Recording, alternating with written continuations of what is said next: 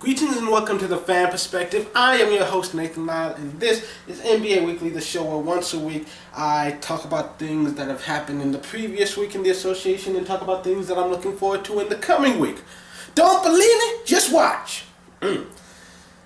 First of all, a lot of big names have returned to action this week. LeBron James, Demar DeRozan, Lance Stephenson, and Kawhi Leonard all returned to action after each of them has missed extended time, weeks on end. And then you also, another one of the biggest stories, the team of the year so far right now, you have the Atlanta Hawks. They destroyed the Washington Wizards by about 30 points. They did it with teamwork too. 8 different players scored in double digits. They had 12 different people playing the game, and there's only one of them that did not get any points. Only one of them that did not get any rebounds. 8 different players had at least one steal. 2 of them had 4. And in the next game, Millsap and Teague both sat out, and Al Horford had his first career triple-double, leading them to a 9th straight win. And then on the next day, Horford sat out, and Millsap and Teague helped to lead them to their 10th straight win. And right now, I think Coach Bud, definitely a leading candidate for Coach of the Year. He's getting the most out of this roster. As of right now, they have won 11 straight games.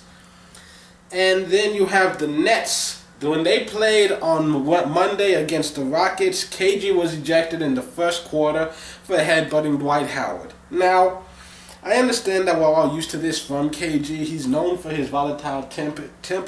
But nigga, you damn near 40. Grow the fuck up. You throwing temper tantrums like you 8 years old. You twice my age. Shit.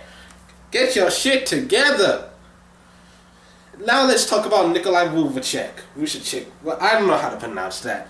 He leads the league right now with 24 double-doubles this season, and this week he had consecutive 30-point games for the first time in his career. I've heard his name before, I've seen some of the numbers he's put up, but I've never actually watched the Magic play a game since Dwight Howard left. So this is my first time actually watching this guy play, and you know what? He's actually he's real. Now, this guy's got some talent. He's worth paying attention to. And then you've got the Timberwolves. They lost 15 straight games before grabbing a win on Wednesday, thanks in no small part to Mo Williams scoring a career-high 52 points, which also sets a franchise record for the Timberwolves, and it's the most that any player has scored in a game this season.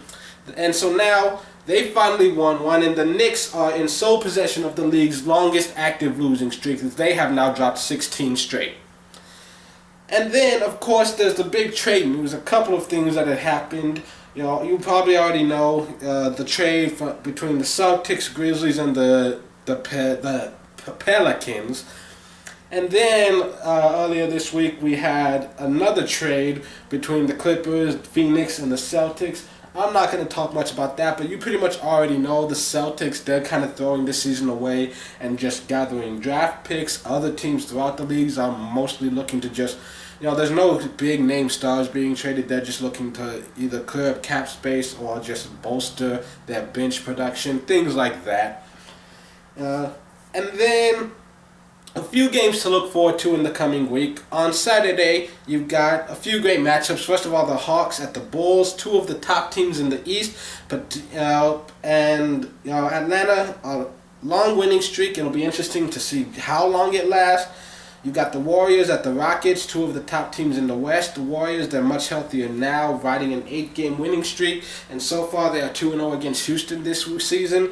And with both of these games, Hawks and Bulls, they're two of the top teams in the Eastern Conference playoff standings. And Warriors and Rockets, 2 of the top teams in the Western Conference playoff standings. Who knows? Both of these games could be potential conference finals previews. But let's not talk about that. It's too early in the season to talk about that shit. Then you've also got the Blazers at the Grizzlies. You've got Zebo back and healthy again. Grizzlies are undefeated since he's returned. But, and this is just my personal opinion, I feel like Anthony Davis and LaMarcus Aldridge are the only 2 power forwards in the Western Conference better than Zebo. So this should be a great fight. It'll be an interesting battle. Sunday, well, you've got the NFL Conference Finals, and none of these games look more entertaining than that, so I'll probably be watching football on Sunday. Monday, it's MLK Day, Martin Luther King Jr. Day, to celebrate his life and his vision. And so you've got basketball games all day long. But these are the ones I'm paying attention to. Pistons at Hawks. Pistons have played well lately. A win against the Hawks could legitimize their playoff campaign. On the other hand, Hawks so far 2-0 against Detroit right now, so a win here will end the season series for them, giving them the win. And then Mavs at Grizzlies, you've got division rivals, currently only a game and a half separating them in the playoff standings.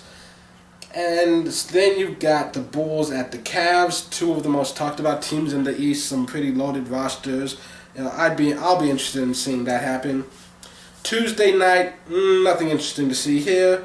Wednesday, Raptors at Grizzlies. You've got the East versus West battles. Those are always fun to watch, especially when both teams are in the top half of each relative playoff bracket. The Raptors won the first matchup, but this time it's in the Grindhouse, which makes it a little bit tougher. You've also got the Thunder at the Wizards, another great East versus West battle. You've got the Rockets at the Warriors. Houston has not yet been able to beat the Warriors this season, and who knows, maybe some of the new additions can help. Maybe it won't make any difference at all. Who knows? You have to watch it and see. Thursday, the only one I'm interested in, you've got the Spurs at the Bulls, and the Bulls are a little bit like the Spurs because on any given night you don't know who their leading scorer is going to be. You don't know where the points are going to come from or when they're just going to decide to step up the defense and hold you to 70 points. That does still happen on occasion, not very often though. I mean, depending on how healthy they are, the Bulls can be a scary team. And then on Friday, you've got the Thunder at the Hawks. The Thunder still fighting to try to get back into the playoff standings, but it doesn't get easy. It's not easy for them. The Hawks, top team in the East right now, one of the best in the league. So yeah, this one should be a fight. And then Mavs at Bulls. The first time they played each other, Dallas came away with a win, 132-129 in double overtime. Hopefully this will be as intense a contest. I can't guarantee it'll be another double overtime, but it should be fun. So that's it for this edition of the Fan Perspective. I am your host, Nathan Lyle. Have a great weekend. Have a great holiday if you're able to celebrate it. And just have a great year. Just have a great.